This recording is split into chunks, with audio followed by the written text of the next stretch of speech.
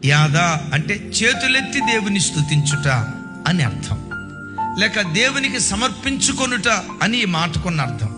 సరే, అపోస్తుడైన పౌలు వారు ఇక్కడ మాట్లాడుతూ, కావున ప్రతి స్థలమందు పురుషులు ప్రార్థన చేయవలెనని కోరుచున్నాను. ఎవరు ప్రార్థన చేయాలని కోరుకుంటున్నాడు భక్తుడు? స్త్రీకి సహజ సిద్ధంగా ఆ భక్తి మనసు, ప్రార్థన మనసు ఉంటుంది. స్త్రీకి దేవుడిచ్చిన వరం.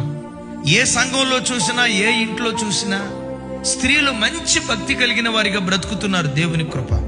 అయితే నేనంటా, స్త్రీ ప్రార్థనా పరురాలైనట్లుగానే ఏ ఇంటిలో పురుషుడు ప్రార్థనా పరుడు అవుతాడో ఆ ఇల్లు కట్టబడే విధానమే ప్రత్యేకంగా ఉంటుంది.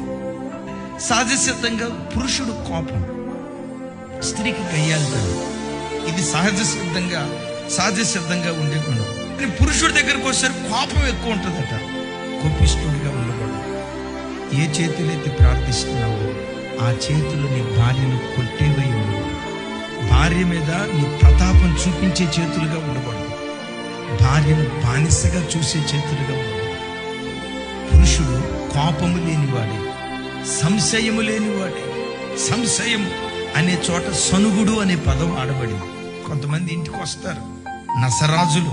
మా వాడు ఇంటికి వచ్చాడంటే నస, అదిగో ఆ దుప్పటి అక్కడ ఎందుకు పెట్టావు, ఈ గ్లాస్ అక్కడ ఎందుకు పెట్టావు, అదిగో ఆ స్టూల్ అక్కడ ఎందుకు పెట్టావు, కూరలో ఉప్పు ఎక్కువైంది, సరే తక్కువ వేస్తే నాకేమన్నా బీపీ అనుకున్నావా, ఉప్పు ఎక్కువ వేస్తే నాకు బీపీ తెద్దాం అనుకున్నావా, షుగర్ అట్టు ఉంది, పంచదార అట్టు ఉంది, బెల్లం. కొంతమంది నసరాజులు ఉంటారు. పురుషుడు ఎప్పుడు నసరాజు కాకూడదు. మీకు తెలుసా, ఉప్పు కాడ గొడవ పడేటువంటి భక్త మహాశయులు ఉంటారు. భక్త మహాశయులు. పురుషుడు సంశయము లేనివాడై చెప్తూ అక్కడ అంటాడు, పవిత్రమైన చేతులెత్తి. చెప్పండి అయ్యా, ఏ చేతులెత్తి ఆరాధిస్తున్నావో ఆ చేతులు పవిత్రమైన చేతులై ఉండాలి. పనికి మాలిన వాటిని ముట్టుకున్న చేతులుగా ఉండకూడదు. అపవిత్రమైన వాటిని తాకిన చేతులుగా ఉండకూడదు. ఈ వాక్యం వింటున్న బిడ్డలారా, నీ చేతుల్లో ఏ పాపం ఉంది? సిగరెట్ అనే పాపం ఉందా? గంజాయి అనే పాపం ఉందా? మద్యపానం అనే పాపం ఉందా?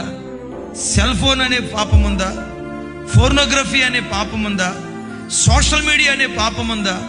అశ్లీలమైన బూతు బొమ్మలు అనేటువంటి ఏ పాపం నీ చేతిలో ఉందో నాకు తెలియదు.